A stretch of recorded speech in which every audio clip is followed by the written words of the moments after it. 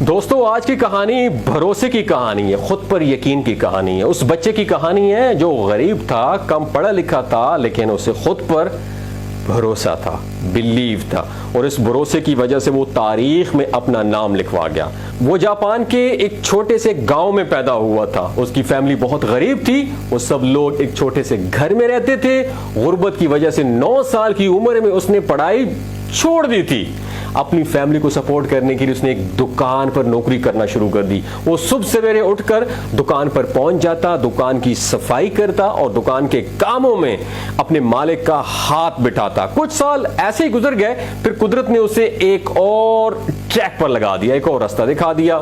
15 سال کی عمر میں اسے بجلی بنانے والی کمپنی اوساکا میں جاب مل گئی۔ وہاں پر بلب اور ساکٹ بنانے میں اسے بہت دلچسپی پیدا ہو گئی۔ دن کو وہ فیکٹری میں کام کرتا اور رات کو مختلف ایکسپیریمنٹ تجربات کرتا رہتا، ساکٹ کے بارے میں پڑھتا رہتا تھا کہ ساکٹس کس طرح بنتے ہیں۔ آخر ایک دن وہ اپنی محنت اور دلچسپی کی وجہ سے ایک نیا امپروو الیکٹریکل ساکٹ بنانے میں کامیاب ہو گیا۔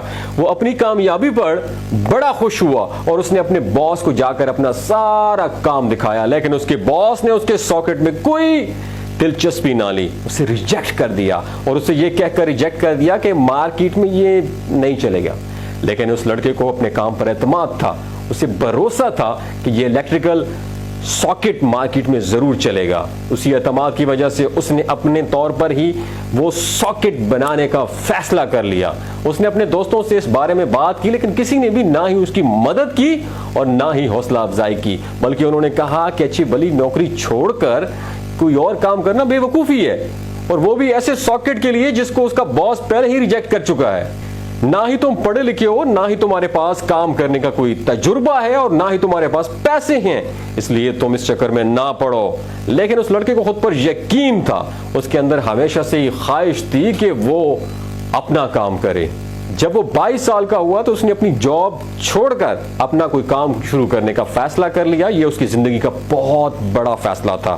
وہ اور اس کی بیوی اور اس کا چھوٹا بھائی اپنے گھر میں ساکٹس بناتے اور انہیں مختلف دکانوں پر جا کر سیل کرنے کی کوشش کرتے، لیکن اس کا یقین، اس کا حوصلہ اسے کچھ دیر اور کوشش کرنے کا حوصلہ دیتا، اور اگلی صبح وہ اٹھ کر پھر سڑکوں پر چلا جاتا، دکانوں کے چکر لگاتا کہ شاید اسے کوئی بڑا آرڈر مل سکے، لیکن ہر بار ناکامی اس کے حصے میں آتی۔ ایک وقت ایسا بھی آیا کہ اس کے گھر میں بیچنے کی بھی کوئی چیز نہیں بچی تھی، اور نہ ہی کوئی دوست اسے قرض دینے پر تیار تھا۔ ایسے حالت میں اس نے فیصلہ کیا کہ وہ اپنے خوابوں کو بھول جائے اور دوبارہ نوکری پر چلا جائے۔ یہی وہ وقت تھا جب ایک معجزہ ہوا اور اسے ایک بہت بڑا آرڈر مل گیا، 1000 پیسز کا آرڈر، اور پھر اس کے بعد اس نے پیچھے مڑ کر نہیں دیکھا۔ دوستو آج اس لڑکے کی کمپنی کے 2,80,000 امپلائی ہیں، اور اس کی اینول سیل $70 بلین ہے، اور اس کی کمپنی آج پوری دنیا میں پھیلی ہوئی ہے۔ اور یہ سارا کچھ اس آدمی نے کر دکھایا جو نہ تو زیادہ پڑھا لکھا تھا اور نہ ہی اس کے پاس بہت زیادہ پیسے تھے، اور نہ ہی خاص کوئی بڑی سپورٹ تھی۔ اس کے پاس صرف اور صرف ایک ہی چیز تھی، اور وہ تھی اس کا اپنی ذات پر اعتماد، کچھ کر دکھانے کی لگن۔ اس لڑکے کا نام کونیسکو تھا۔ جو کمپنی اس نے چھوٹے سے گھر میں شروع کی تھی، اب وہ پوری دنیا میں پھیل چکی ہے، اور اس کا نام پیناسونک ہے۔ دوستو یہ کہانی ہمیں بتاتی ہے کہ یہ یقین کتنی طاقت ہوتی ہے۔ کامیابی اس بات پر ڈیپینڈ نہیں کرتی کہ آپ کے پاس تعلیم کتنی ہے، آپ کے پاس پیسہ کتنا ہے۔ کامیابی صرف خود پر یقین کرنے کا نام ہے۔ اگر آپ کو بھی کامیابی کی خواہش ہے تو بس خود پر یقین رکھیں، چاہے کوئی آپ پر یقین کرے نہ کرے، ڈزنٹ میٹر، اور کوشش کرنا کبھی نہ چھوڑیں، خاص کر جب دوسرے آپ کا ساتھ چھوڑ جائیں۔